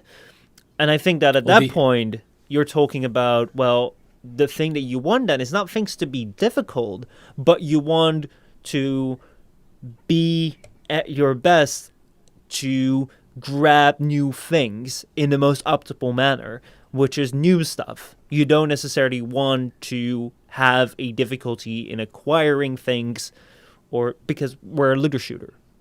I want to jump in. Sorry, I'm noticing people putting in chat that, the 90% of people hated the Wolf of Saturn 6. And but they loved it with his insane defense. I'm not talking about enemies that you have to whittle down with like a sun as a atom bomb or the spirit bomb or whatever. You know, I'm talking about an enemy that if you do not kill quickly enough, it will kill you. You will lose. There is no chance of winning, right? Like this, there's a distinct distinction between, I can kill this in 30 minutes time, and if you're not fast enough, it will beat you. Yeah, you're talking about enraged timers from World of Warcraft, basically. Oh, Where my it's dude, like- you speak my language. Yeah, that's what it was like. So just to be clear, Xeno's example was like, if you cannot do X amount of DPS, like the game is programmed to make you lose. Like, it's not that you won't beat the boss as effectively, or that's the optimal amount of damage. It's that it hard-coded requires a certain amount of damage, or you cannot push past it, which is the kind of thing that we really don't have in Warframe at all. No, nor do and- I necessarily think we should, but it's a good example. But I think this is what people are mistaking. This is what I'm describing is difficult content. And I think this is the content that people do not want, but they are crying for. Or they might be mistaking. I like putting it that way. That makes sense. Another quick note I wanted to make about something Michel said. So Michel, when you were saying about, if we want difficulty, why don't we just take our mods off and use a weapon that's weaker? I think that although a lot of it, as I was suggesting before, has to do with optimal farming setup, I also think that there is some part of the problem, a hesitance to like playing pretend. Like you want to be able to win or have it be challenging without having to hold back. You want to be able to do the best you can and think as hard as you can about what setup would be the best and play as effectively as you possibly can and have the game kick back. I think that's part of it. And again, I think that's different than challenging content necessarily. It has to do with challenge, it has to do with difficulty, but it's not the same as like the game needs to make me lose. I think it's more like the game needs to kick back. No, I can see that. I can definitely see the difference between going all out on an equal peer within a competition or limiting yourself and then going all out on someone that's less adequate. And there's a difference in that. And I think that's one that's important to recognize. Let's take a look at the upcoming things of the Kuva Liches, but even more importantly, Railjack. We all say that content is a very important thing. I'm seeing a lot of people in chat talk about how Fortuna and the Fortuna bounties at the beginning felt really good because they were tough to beat, and it gave them a lot of fun losing to them. At the same time, the Wolf of Saturn 6, some people soloed them, and they really enjoyed losing to the Wolf, even though one of the things that was a shortcoming for the Wolf, which I do think is better in Xena's example, was that he was tough to beat, but you could fight him for an hour and be all right. So, Railjack especially, being a completely new system that we don't necessarily know anything about, how do you think, do you think that it could, at any point, fulfill this need or make Warframe more challenging on a bit more than just a temporary basis? How do you feel that Railjack will come into the picture of this? Yes, I think that team play or like vague base level cooperation between squad mates is a relatively sustainable form of difficulty, challenge, and content. I think that is a good way if you want to have players play one thing. A really nice epithet I've heard about Warframe is that you are ultimately repeating one loop over and over again, but what a thing to have to repeat, people say. It is a great thing that you are repeating. Its gameplay loop is quite good. Moving around in the game feels good. Using the weapons feels good. If you're gonna have a game like that, then a relatively sustainable form of content is cooperation. And while I have a lot of problems with Trials, because I feel like the type of challenge they had, while sustainable, was not really related to the rest of the game. It was like you had to pretend that the game was different for a little while, which I didn't like. I thought was a little too unrelated to what you were doing in the rest of the game. I think that the part of what made it very pleasant was that you got to experience how well you could work with people that you didn't necessarily completely know, or enjoy getting to work better and better with people you did know. And that is a relatively sustainable way to make content feel fresh and engaging and enjoyable. And Railjack is going to have lots of little feedback loops, like hiring and firing members of the crew, or upgrading the ship, or getting a new power for it, that will make it feel like you can make fun plays, like shooting laws through the torpedo tube and interacting with your crew without having to feel like you need to all get on headsets and sweat hard or whatever, unless you want to, and giving you some freedom, giving you a sandbox that can kick back and requires some coordination, but also, is relatively individually easy. What each player has to do is not necessarily different from when I board an enemy ship. It's basically a mobile defense or a sabotage mission. But for my squad, it's something else. And I think that is a good idea. I think that will help a lot. I don't think there'll be difficulty in Railjack. I think they have to minimize the amount of friction that the player base will have, because otherwise it'll be another rejected system like Archwing. I think that they need to make sure players can get on the Railjacks relatively easily. I think they need to be able to do missions, start missions easily and complete the missions easily. Otherwise, this is my biggest concern for Railjack, and the reason why I do not like it being split up into 3 parts. I would much rather wait a longer period of time and get the thing as a whole, because my concern is they'll get to part 2 where you can fly your... My assumption is part 2 is where you start flying your Railjack. Mm-hmm. Yeah, part 1 you just build it. Right. Yeah, so so you'll get to part 2, people will be disinterested, and then part 3 will never happen. That is my biggest concern. Well, just to be clear before we get into that more, because I respect that perspective, I was only suggesting that I think Railjack could, as a system, it allows the possibility that could happen. Not that I think that when we get Railjack, it will literally immediately do that. Just to say that, if you want to put it this way, if they played their cards right, it could do that. It's a system that allows that. There are a lot of systems in Warframe that kind of allow that and maybe don't do that. So that critique is well taken. Mm-hmm.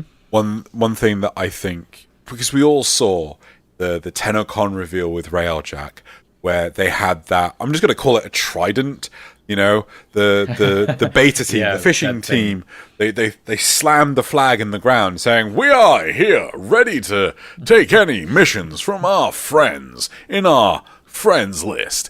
That's gone. There is no way on earth that will remain in the game, because it is a barrier to entry. Every player would have to put this thing down in the hope that they'd get a secondary objective. No, it's a dumb idea. It sounds really cool. I agree but it's not gonna work. And I think that barrier of it's not gonna work in its current form. No. Yeah. I think that barrier of entry is a very important point that you bring up. I do feel that Railjack, as Xandy mentioned, has great potential, and even especially if we're talking on the new content level, where maybe this desire for difficult content is a cloaked desire for content or new content instead of just difficulty. Which I think is more true than just saying that's just a desire for only difficult things. Then Railjack will satisfy, to the extent that Fortuna Tough Bounty satisfied, or that the Wolf satisfied for only a little while, but they did for a while. I think that Railjack might do that. I think that barrier of entry is something that you mentioned, Xeno, is very important to be acceptable so that people do on board to this thing, which they didn't do necessarily with Archwing, where because people didn't felt the challenge was too great, they didn't get on it, and then it was kind of left dead in its tracks. And that's what we don't want for Railjack, because that would be good for no one. I can very well see that if it's going to be a very easy approach, because they want the level of entry to be low, and they want to throw in the difficulty in the third act, I can see your scenario happening very well, and I wonder what could be done to prevent something like that. Lots of usability testing. So when when developing software, there are two types of testing. Two types of testing. There's quality assurance, making sure that the product is suitable enough to go out, and then there's usability testing. And the whole point of usability testing is to put it in front of someone that may be familiar with the game or the product, but hasn't had their hands on it or anything like that, and then they start to do things like on it, right? How easily can they use a new mobile phone, right? Can they even get to the applications? Can they easily change the time? Can they set an alarm? Sorry, my voice, give me a second. Sorry, like getting over this flu thing. And if you can put players in front of a system, this is why Archwing didn't take so well, because people struggled with the three-dimensional space trying to find where the enemies are and things like that. If they were able to address the issues like the three-dimensional map not existing, all they had to do was just copy the radar map that Zone of the Enders had. Or, when you're zoomed in, the enemy highlights stay there, which they've only just recently gotten in after 5 years. Things like that, then, that is the thing that they need to do, is get it in front of people, make sure that the stuff is happily acceptable, and then put it out. And I know DE do test their stuff. I've seen their testing department. I speak to their testers on occasion and things like that. But it's just like, you got to make sure it's a viable product first. Yeah, another thing about the beacon thing that you mentioned, Zeno, placing the beacon down in the world, and then you're allowed to accept missions and help people with stuff. I do think that if you look at it from the perspective of there are rewards unique to assisting in missions, and then you have to go into the plains, stick the beacon down, and do some mercenary work for your friends list, and then you get some rewards that you only get that way, or even achievements or something like that. Not that that's a big thing in Warframe, but that type of reward, cosmetics, an emblem perhaps, and a Sakara. I think that is something that people would do. I think that put that way, worked out that way, I think that it is potentially a viable product, and that is an obscure enough way to get a drop that would be not immediately apparent, sure, but there are more obscure ways to get things in Warframe, sure. I think that would be okay. I think that what is less likely is that missions where it's more integral to work with someone are gonna feel good, because, as you say, it's too much of a barrier to entry. I also think the friends list restriction is a little tricky. You would probably need to open it up to matchmaking. Yeah, I would agree on matchmaking. Personally, if I was in charge of a system like that, I would actually have it where, I was on the starting mission, so I'd be in Reb's team, and I'd be like, oh, we need backup.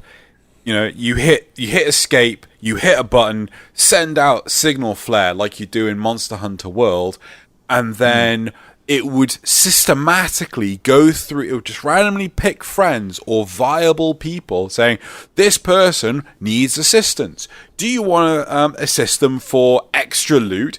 And it would give you a secondary objective to do. So you could help them do their mission, or you could just focus on your mission and reject it. And you could put it on, I don't know, a key combination or something, F1 to accept, F2 to reject, or something for the controller. I have no idea.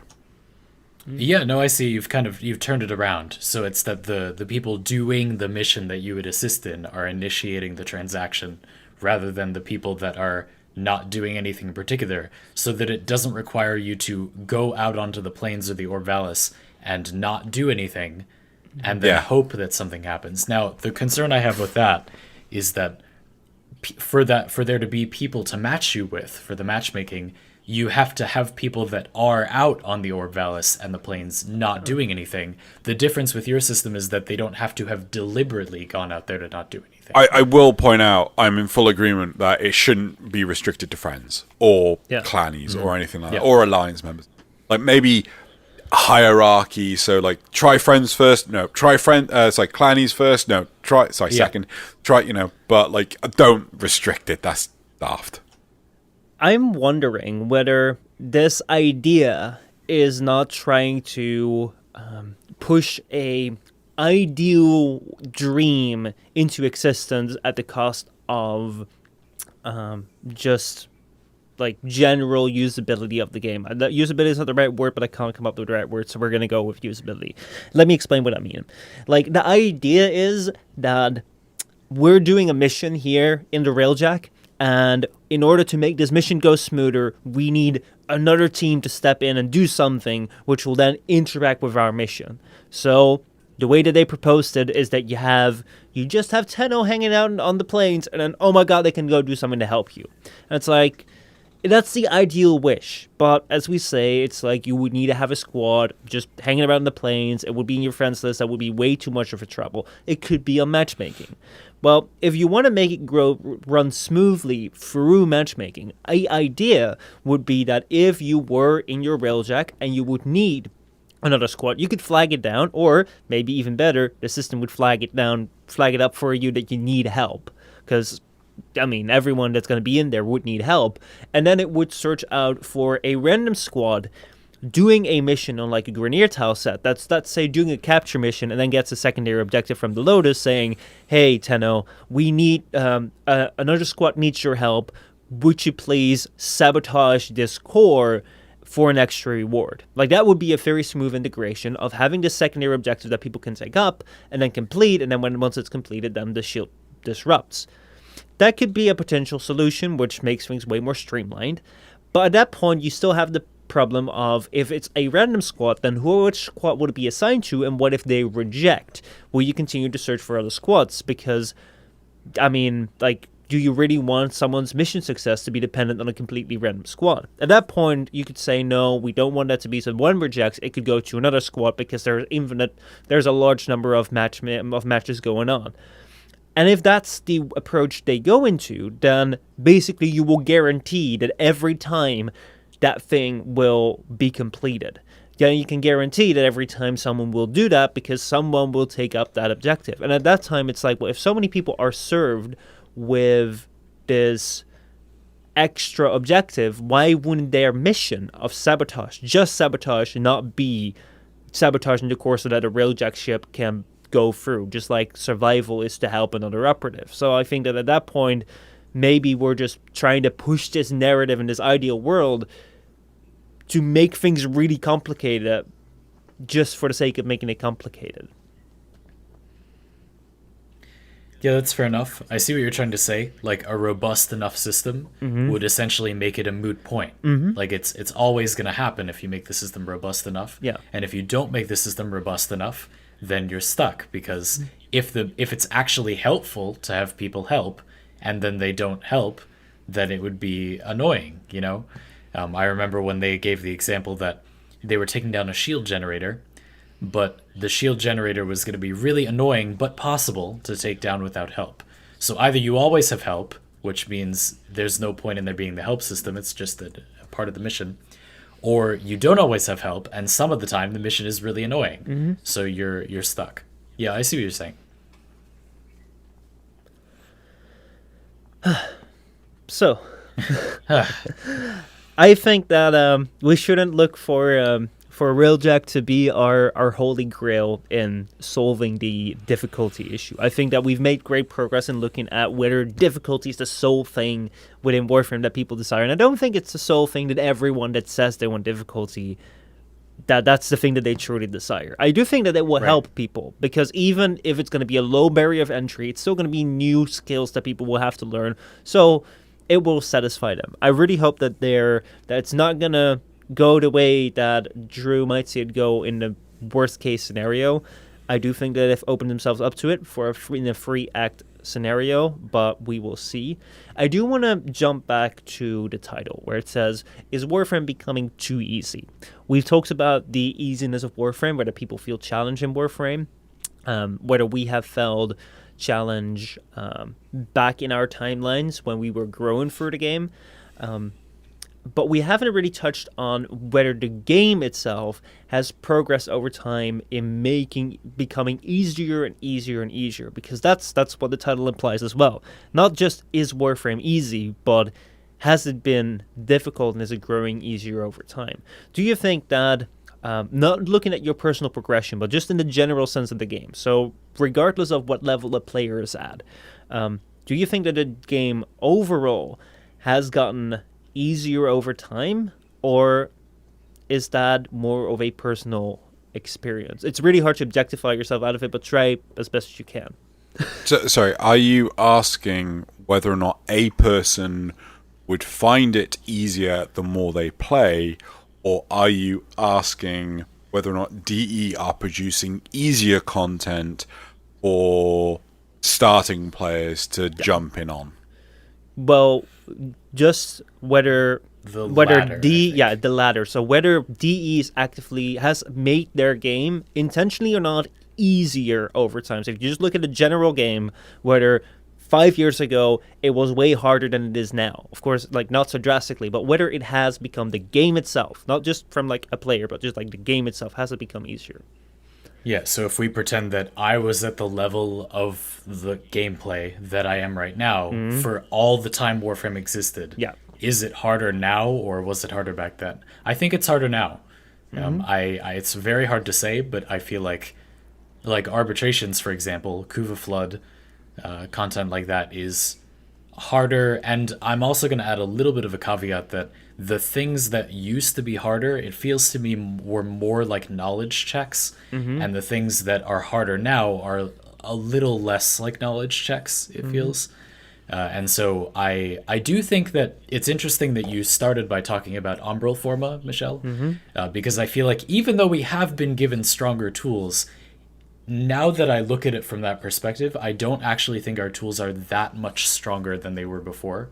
And like Umbral Forma, for example, has a very, very, I mean, I know you know this, but has a very small impact on how powerful our builds are. Like if we all got infinite Umbral Forma, that would cause only a very, very small increase in power level for our accounts overall. It just doesn't make that much of a difference. And so things like Catchmoon do make more of a difference, but I do think that in exchange for getting a powerful tool, we've gotten a reasonably powerful challenge like arbitrations. Yeah. I don't think it's changed at all. I think that the difficulty curve has been the same no matter what, because you can start at any point. You pretty much all the content on a level playing ground, even if some of it's locked behind quests and junctions. There is no true difficulty in Warframe's content that is being produced, which I think is why the Kuva Lich system has the biggest potential for challenge, but also the biggest concern for flop, because that's the whole point of it, challenge, which has not really been done before Warframe. I'm also concerned about the Kuva Lich system, the Requiem mods being essentially just knowledge checks again, where once you know how to kill a Kuva Lich, we don't know anything about how to kill them. But once we know how to kill them, I'm afraid that it won't be hard. You just have to know. And to me, that is not helping. It just kicks the can down the road. You're not making something that is difficult to do. You're just making something that's difficult to learn. And I feel like what I like about arbitrations is that whatever difficulty they have, even if you don't feel they are ultimately challenging, whatever they ask of you, it's mostly a matter of doing it, not a matter of learning it. It's not hard because you have to learn what to do. It's mostly a normal mission. You have to get used to doing it. You have to get used to handling the drones.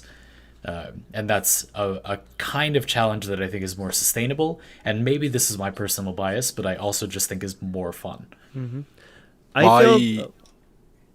go on. Okay. I feel that I said, again, like I feel like I've done more times in this podcast, I feel like I sit in between you guys, because I agree with Drew that I don't think Warframe's overall difficulty of the game has changed. I think that a lot of times when it comes to my desire for difficulty in the game, whether it's just pure difficulty or content-driven difficulty, has come around from just the position of where I was inside the game. And if I would have been at the first year of Warframe all the way at the end of like the progression where I'm at right now, I would have maybe felt the same as I did, because I don't think Warframe in difficulty overall has changed that much. Then again, I do feel that the knowledge structures and the knowledge systems that are in the game and the challenges of overcoming them have expanded a lot more. Where before it was a talent tree system before the mod system came in. But then the mod system came in. We just had the mod system and the warframes and the weapons and the missions to do. And then we got a focus system. And then we got arbitrations and we got ESO and we got many different systems and elements towards Warframe, which might branch very far away from what you might consider to be the original Warframe.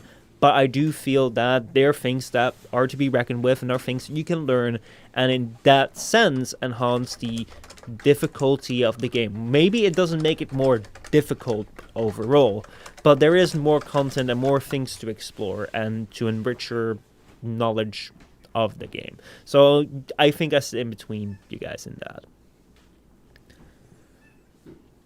It's almost like your camera is in between the two of our cameras. Yeah. Not for me. Oh, really? Yeah. For me, he is in the middle. And Michelle, I expect for you, you're in the middle. But I'm in the middle on the podcast as well, between you guys if I'm speaking. So. Yep. Yeah, it's true, actually. So, your concerns, Andy, I think that the whole Requiem mod system, the whole Parazon thing, by the way, it should be called the Vegas, like Oz says it should be, because it makes a hell of a lot more sense. I feel that the whole Parazon system, the whole Cuba system, it's supposed to be a board game where you have to work out what the order of the mods needs to be. And I think learning the game doesn't subtract difficulty. We all know how to play Monopoly, but it doesn't change our experience to Monopoly, right? We don't like Monopoly anymore just because we know how to play it. In fact, no one wins at Monopoly. Likewise, I think if we learn how to actually do the challenging content of Warframe, it doesn't necessarily... the whole trial system, I knew how to count in Grenier, I knew how to read the sign, and I knew how to dictate to people where to go, but it didn't make it any less challenging because I still had to... The challenge there was coordinating people. You stand there! No, that... Don't jump. No jumping. Okay, we're all dead now. yeah, I mean, I see what you're saying. I guess I kind of take issue with... I feel like knowledge checks are not challenge. Like, it's something else. And the challenge that you're talking about is coordination. It was challenging because you had to coordinate people.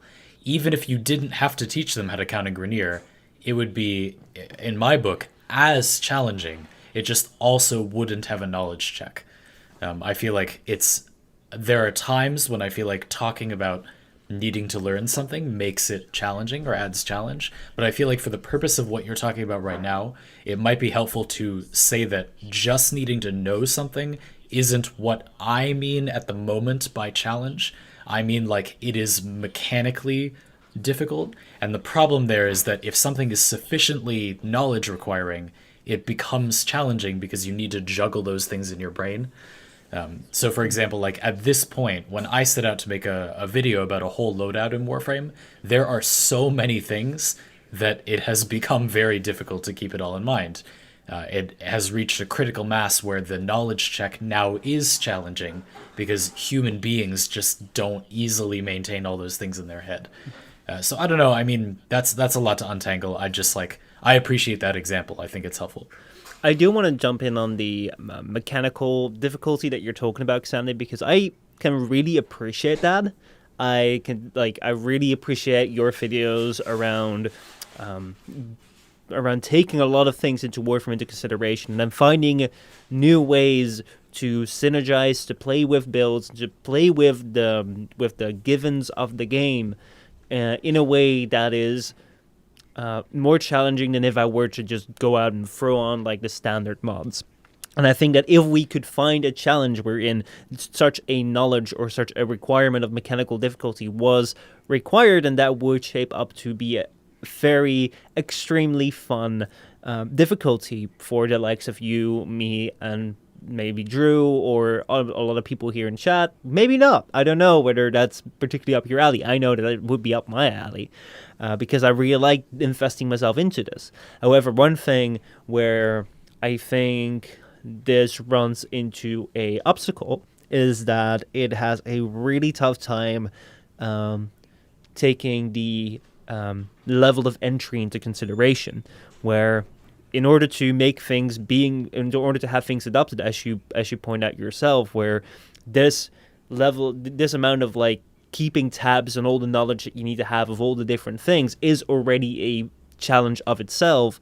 It's something which is a very tough thing to get an entry level in, and if it's not something which is acceptable as an entry level, it's really tough for like a general player base to get into it, and then for it to become a viable thing for Warframe to invest a lot of time and effort into. Well, I think that Warframe sort of has an auto-balancing factor here with squads, the way that squads work. There already are a lot of things in Warframe that kind of fit. I'm not trying to suggest that Warframe become a game that is like that. I'm trying to argue that Warframe already is that game. It's just not as much of that game as it could be, and it simply needs to become numerically more potent at that.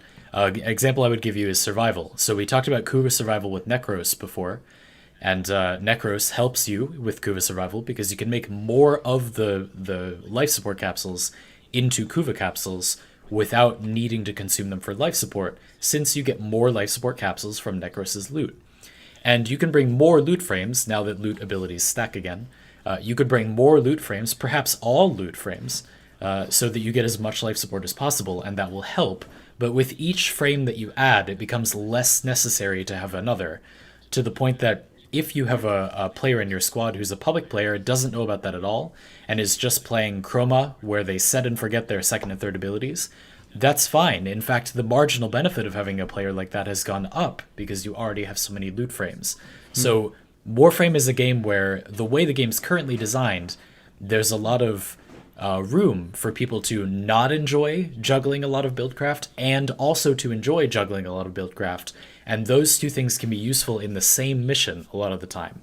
Another example I'd give you is the more specific Rathum Kuva farm, Endo farm, where you use usually Nidus with his larva to pull the enemies together. Then you blow them up, chop them into pieces, and use Necros to get more Endo out of them. In that setup, it's pretty much redundant to have anything else in the next two slots. Like, once you have that Nidus and that Necros, I guess you could have another Nidus and another Necros, but like, you might as well have whatever else. You just need to kill the enemies. And so it very well accommodates people that are meta savvy and interested in making those builds, and people that aren't. It does a good job of marrying those two things. So the only problem is that it's not hard enough to do those things, is that even without a Necros, or only with just Necros, you can get enough capsules in Kuva survival. Maybe they should make it a little harder and make it so if you want to get as much Kuva as possible, you have to leave a few capsules unconverted unless you bring 2 loot frames, and then you'll be able to do all of them. They just need to turn the knob up a little bit, and I think the game actually is at a sweet spot where you could make the enemies level 100, and if you made them higher, then the armor system will break. But at that level, the game actually is fairly close to having a good equilibrium. That's my opinion. And I feel like the difficulty is not good now, but actually not all that far away from maybe being pretty good for most players by turning up the pressure a little bit on a lot of those. All right. I do want to see if we can wrap up our question that we posed as our topic for the stream, and then get into other questions that the audience might have for us. So for both of you guys, and for me as well, in 1 or 2 sentences, do you think that Warframe is becoming too easy? What is your answer to that? Xeno. Okay. No, I don't think it's becoming too easy. I don't think it's changing at all. All right. Sandy?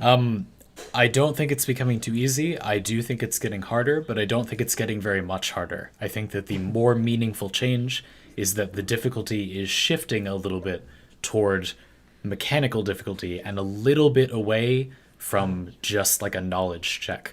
Although the game as a whole does also have more complexity from a knowledge and learning perspective.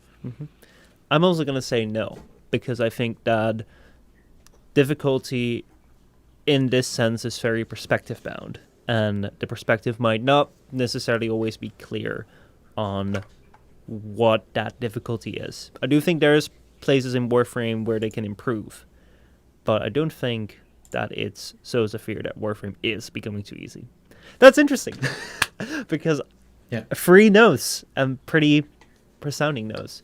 All right, do we have any questions? Drew, Yep. have you found any? So the first one we got from the Bird 543. Be that right? Could it be argued that issue isn't that Warframe isn't difficult, but that Warframe doesn't reward the amount of time taken to earn the power most players have at this time? So can we slightly reinterpret that without changing the question as being that Warframe allows you to achieve a level of power that is not rewarding to achieve? Is that something different? I or is think that it's the a same? case of that you have this level of power, but no matter what content you do, you're not rewarded for having that level of power.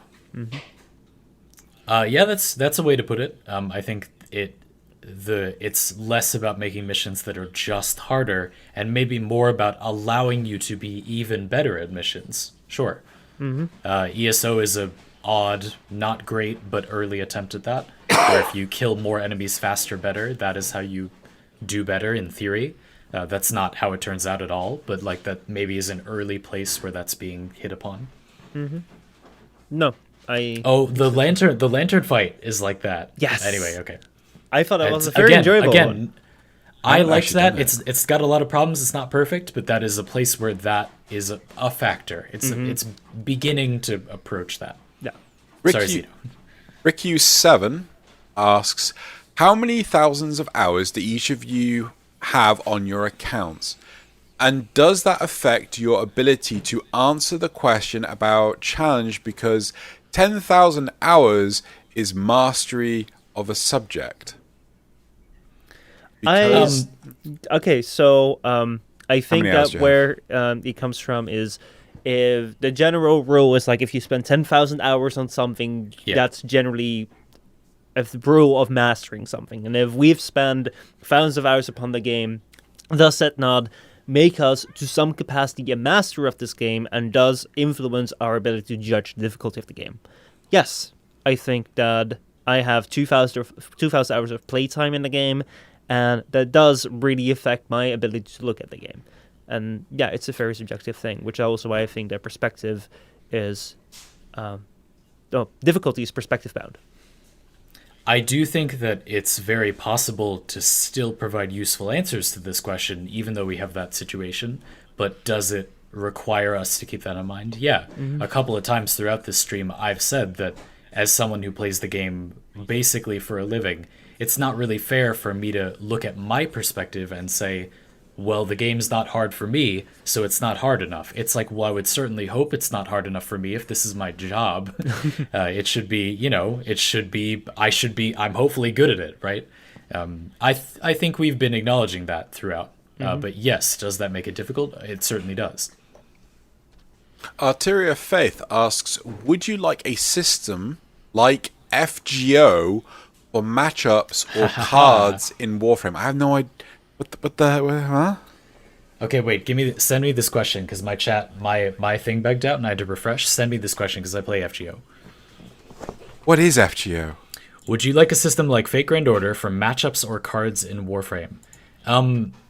Okay, so this is a complicated question. We're not going to be able to cover this adequately here. Fate Grand Order has very complex game design at its heart. The rock, but- paper, scissors gacha game.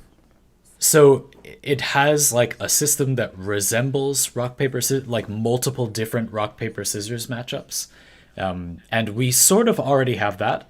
The element system, the way that elemental bonuses work, is already similar to classes in FGO. That is actually already kind of a thing we have. The problem is that one of the classes is just stronger, whereas in FGO that's not the case. Let me see, like cards and Warframe. I thought at first you were going to say something like the friend system in FGO. In FGO, there's a system where if someone is on your friends list, they can set certain stuff that they have access to as things that you can borrow. So whenever you enter a mission, you have a squad of 6 characters, and one of them is always borrowed from someone else. So your friends list is what you can borrow from. That would be interesting, but that is not what you asked. So I just wanted to mention that quickly. Okay, and then I'm going to ask and answer this last question, and then we'll wrap up. So, Bright Lie asks, what changes would they need to make to Trials to bring them back? Personally, I think they'd have to do a huge amount of changes in development and design to make it so that Trials both function and work very closely to what exists in the PvE content, making sure that it's not weirdly tailored content, because that was what was constantly holding back releases of their stuff. So, and also put in fucking matchmaking, for Christ's sake. It's quite the stupidest idea not to put it. Yeah, my short list would be matchmaking. You need to not have to play it very differently. Like, it can be played differently than the rest of the game, but not drastically differently. The idea that it's bad to kill enemies in this part of the game that's absurd. That makes no sense. So that would be my 2 big things. I think it's doable. The fact that people couldn't understand pressure pad doors was just shocking. Well, yeah, like, I think that part is somewhat okay. Like, I feel like that had challenge, that was a knowledge check, and a matter of, like, you have to stay alive on the pad. Yeah. Anyway, right. So should we round it up then? Yeah. That was it, guys. Bye. No. Thank you so much for watching. I super appreciate it. Xandy, thank you so much for being on. I hope you enjoyed. Thank you for having me. I did. Where can they find you? Where can they find me? Yeah.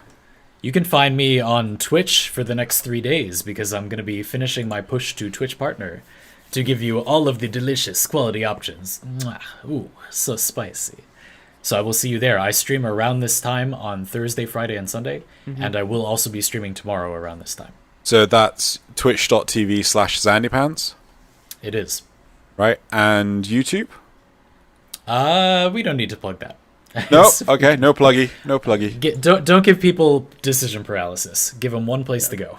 Yeah, so No that problem. Okay, that's cool. around 8 p.m. European time, 7 p.m. British time, or 3 p.m. Eastern time. Yeah, we Around had a that. time zone change in Europe, so that screws Yeah. things up. But You guys haven't had your... I don't know when your time zone chain is. I'm assuming it's It's this soon. week. It's next week or the weekend after. That's... I don't know. That's annoying. Anyway, so thank you very much, everyone, for coming to listen. You can check out the full episode tomorrow at the same time on youtube.com/postmalonegames, or you can see the highlights episode later on this week at youtube.com/Xenogelion.